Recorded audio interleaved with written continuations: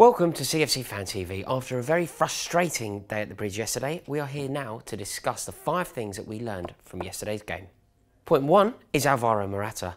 Put simply, he needs to toughen up. It isn't good enough the way that he doesn't hold the ball up and he's constantly on the floor. I know that the league is very physical here. I know that he's coming from a different league and he's learning, and I am prepared to be patient, but he really does need to get a lot stronger quickly because that's Premier League. There is no room to be rolling around on the floor. There is no room to be feeling sorry for yourself, and you have to hold the ball up. There were times when it was bouncing off him. There were times when he was on the floor looking to the ref for something, and it was never going to be given. I think playing on the continent, you can play in a different way. You can, look to not con the ref, but you can certainly go down, win your side possession, win your side a free kick. That isn't always going to happen here, and he needs to learn that. He also needs to learn that not only are you not going to get decisions, but you can use it in your favour. You can perhaps play slightly differently, slightly more physically, win your team possession in a way that perhaps you wouldn't be allowed to do that in Spain. So he really does need to toughen up, get down the gym. I love him. I know he's going to be a huge success for us. He already has, 2 goals, 5 games, 2 assists, 5 games. It's not bad at all. Not many strikers come to this country and hit the ground running. He has certainly done that within boundaries, but he really does need to toughen up because it's not going to get any easier. We've got Stoke next. So if he thinks that Ryan Shawcross is going to give him an easy ride, he's got another thing coming. So get down the gym, Alvaro. Point 2, David Luiz was sent off. I feel really sorry for him. It was obviously a foul, but I thought that he was the best player on the pitch. I really did. I think he was certainly our best player. And despite his sending off, I still think he was man of the match. I thought he played brilliantly. He was doing that double role that he plays. So he was playing as our centre-half, but he was also playing as our creative midfielder. He was bringing the ball out, really did seem up for it, really seemed desperate for a win. And I think that explains why he made that challenge. It was silly. I'm sure he regrets it now. It was idiotic, I suppose, but it's a real shame because we're going to miss him from Forest, which I'm pretty sure he'd miss that game anyway. But Stoke away is going to be very tough without him. He is the man where it all starts. He is a man that holds that defence together, and it is a real shame that he's not going to be playing there. But this is the killer. He's going to miss City. It really is annoying. It really is a shame. He has a wonderful record for dealing with Sergio Aguero, and they have excellent battles. And I think it's a real shame. We really are going to miss him. But this is where I need your help. Would you please be kind enough to tell me, comment below, who you think our defensive 3 should be? I'm unsure who it should be. Gary Cahill came back. Rudiger was dropped. Christensen came on, and I thought he looked very good when he came on. He's never let us down. He's played very well for us every time he's been given the opportunity. So who do you think should play in our back 3? Because I think that we should kind of get it set for City. We should whoever's going to play against City needs to play against Stoke. Point 3, we brought our club captain Gary Cahill back into the side, and not for me. Didn't think it worked. I think Rudiger was harshly dropped, and I think we got it wrong.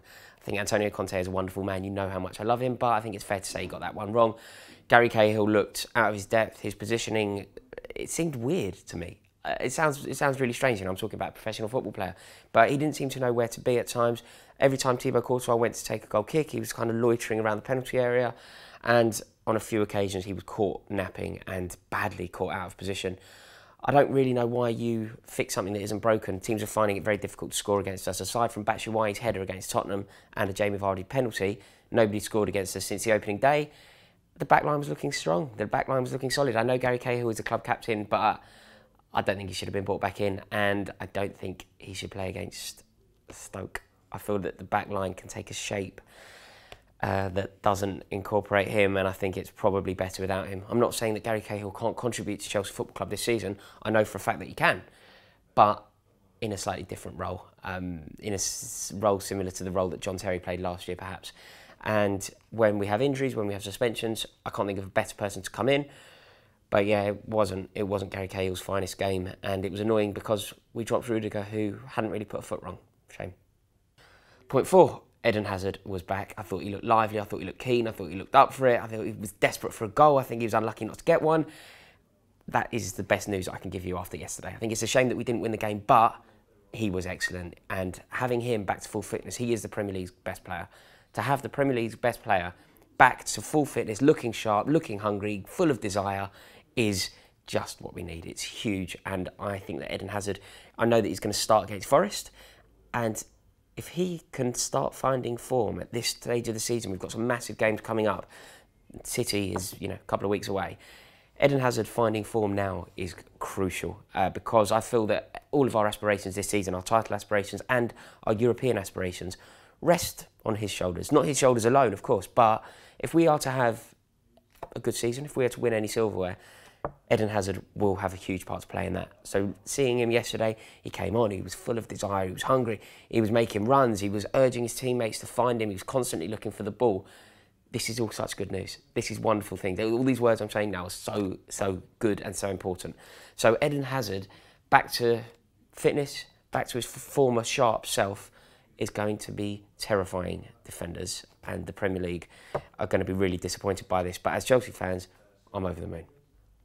And finally, I'm going to talk about our midfield. I'm going to start with Bakayoko. I thought when he came on, he was incredible. I think that the way that he controls the tempo of the game is excellent. I think that he was driving forward, really constantly looking for the ball, and it changed the game. You all know how much I love Cesc Fabregas, but I think it is fair to say now that he shouldn't really be playing in a two. I think that, I think Fabregas is a masterful football player and needs to be on the ball as often as possible, but the other side of the game that the midfielder needs to do, he isn't excellent at. So he needs somebody there to help him, and I think Bakayoko is the man. I think playing as a 3, I think our formation could kind of be a 3-5-2. I think Bakayoko, Kante, with Fabregas pulling the strings, is something beautiful. But I don't think I want to see him in a 2 anymore. Doesn't quite work, does it? Do you agree with me here? I've had these debates. So yesterday I was sitting next to Olivia in the game.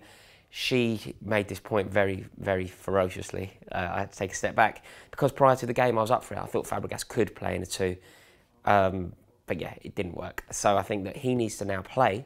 Not suggesting dropping Fabregas, not by any stretch of the imagination. I just think we need someone in there alongside him. Whether that's Danny Drinkwater on certain occasions, on other occasions, I think it can be Bakayoko. But Kante has to start, Fabregas has to start, and for me, Bakayoko. And those 3 will dominate any midfield battle that they have to. Right, there we have it. They are the 5 things that I learned from this weekend's action. Do me a favour, comment below, let me know what you have learned. And if you enjoyed this video, why not click the subscribe button right now. Go on, you Blues.